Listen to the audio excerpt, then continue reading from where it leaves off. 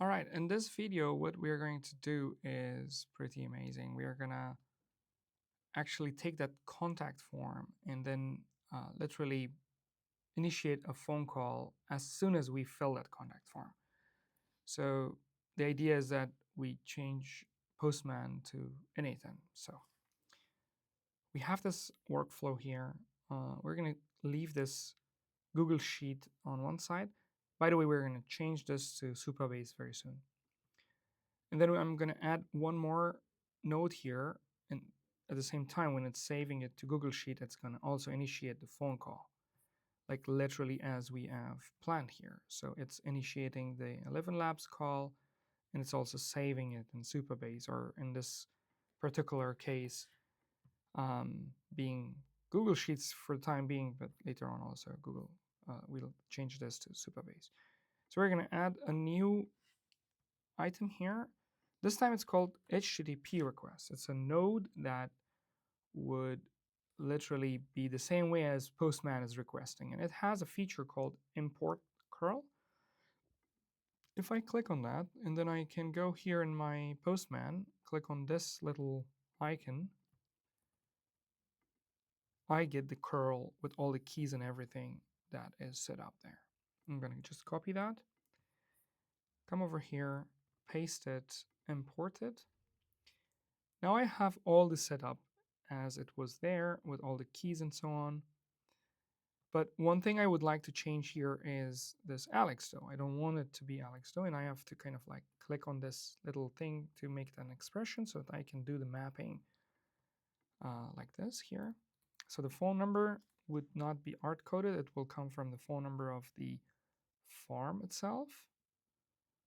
And then now the participant name would be, maybe I will just make it generic. So it's not participant name, it's full name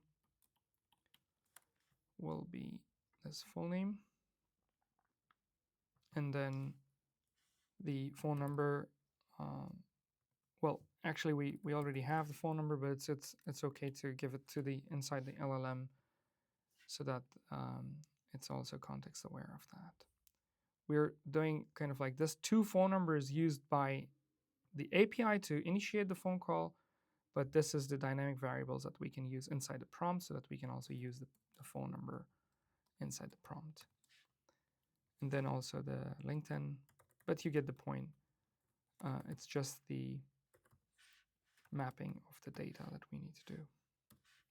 Those typos are not fixed yet, but ignore the typo. And then we have got the email address.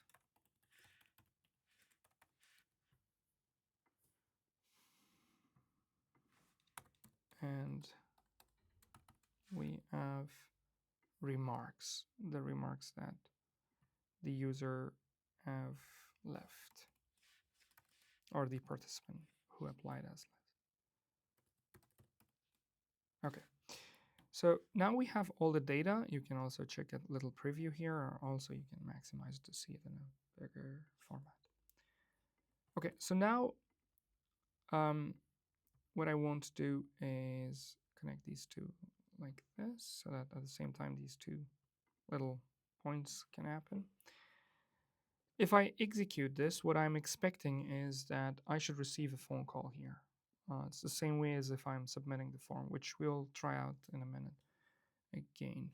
But this phone call will fail because, or will not fail, at least it will not utilize these extra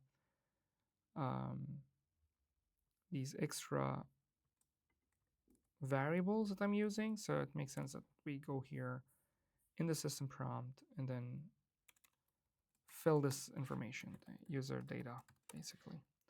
So the user data that we have is as following. The full name of the person is coming from basically full name, and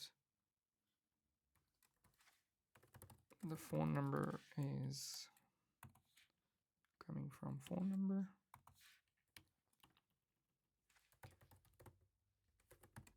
LinkedIn URL is coming from this parameter.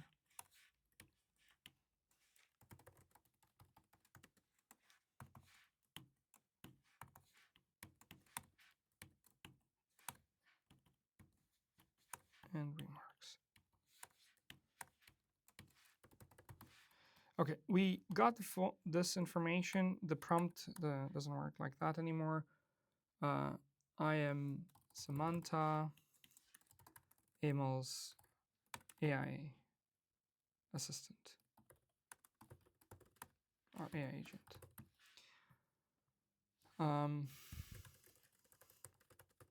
Do you have a minute to talk?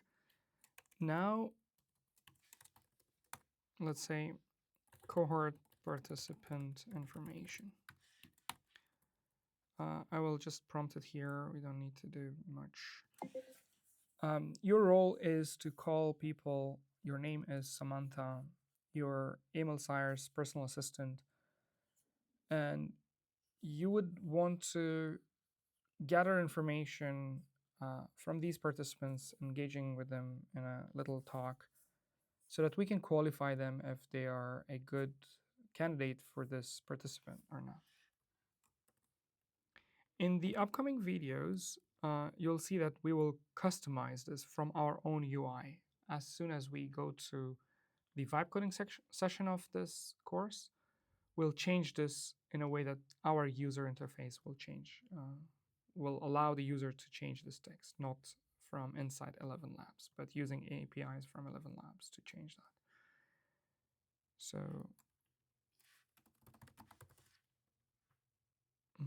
that should be good to go. Now I'm going to save it, put some default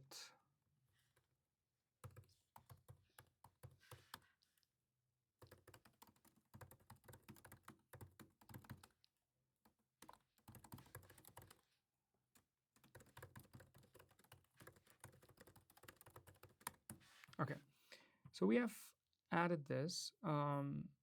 Maybe we don't need two different variables for full name. Having one is good enough, so that we use one. I save it. Now let's go to this particular example. I already have data mounted here, so if I click this, I expect a phone call happening simultaneously to that HTTP request. There we go. I received the phone call. Hey, Emil Sayer. I'm Samantha, Emil's AI agent. Do you have a minute to talk? Yes, what is it about? Great. I'm calling to gather some information and see if you're a good fit for the current cohort. Are you still interested in applying for this batch? So it's the very initial prompt. We'll enhance this prompt in order to create, gather more information. Personally, for my use cases, like, do you have experience with n8n? Have you ever built workflow, and so on and so forth? Do you know what's vibe coding, and so on? We'll enhance that prompt later on. But what I want to do in this episode was like this: initiate call and then save. So at the same time, now this workflow within 60 seconds of filling the form is gonna call someone. So let's give it a full-fledged try, like not from inside here, but I'm gonna quickly open this, execute this, so that I can create a new form. So I'm gonna copy this URL first, execute this. Now the form is in listening mode. I will fill this form. This time I'm gonna call it, I don't know, Bob Logan. How it was Bob Doe, let's say.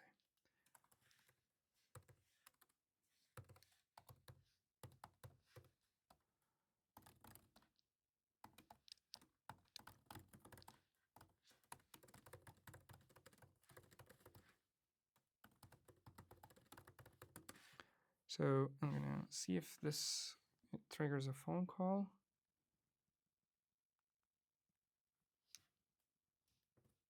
Apparently it should have triggered a phone call. Oh, this was down. So this was down. I'm gonna quickly make sure that this is running. Perhaps it makes sense that we keep them side by side.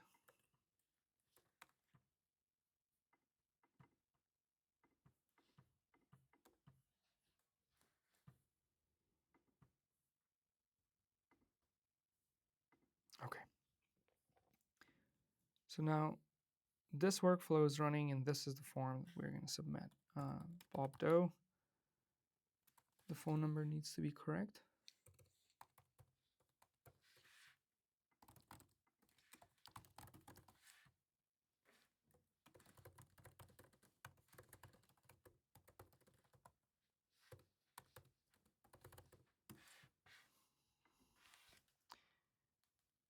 So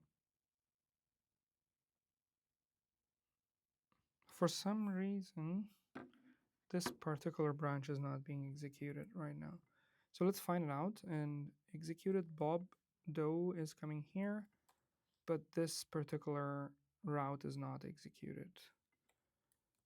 This can be sometimes an n8n issue, that when you have that problem, my experience shows that, like, literally call workflow, let's call it car workflow, and then leave it, refresh the page, come back, start the execution. Let's go to split view. Okay. I don't know, Lisa Smith.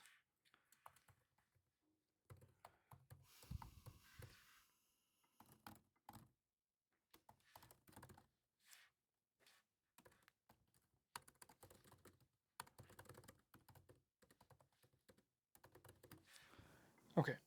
Now it got executed there. There we go. Now it got executed there. I should receive the call. I received the call. It was an n8n issue. Hey, Lisa Smith. I'm Samantha, AML's AI agent. Do you have a minute to talk? Which cohort did I apply to? You mentioned wanting to join the September 2025 cohort. Yes. So now what we have in place is pretty much end-to-end integration between n8n and ElevenLabs, and it initiates a phone call right away as soon as somebody fills that form. So the next steps are going to get more visible as we go on to the next steps, which is basically getting the transcript of that phone call and then storing it back to the Google Sheet before we replace the Google Sheet with a Supabase database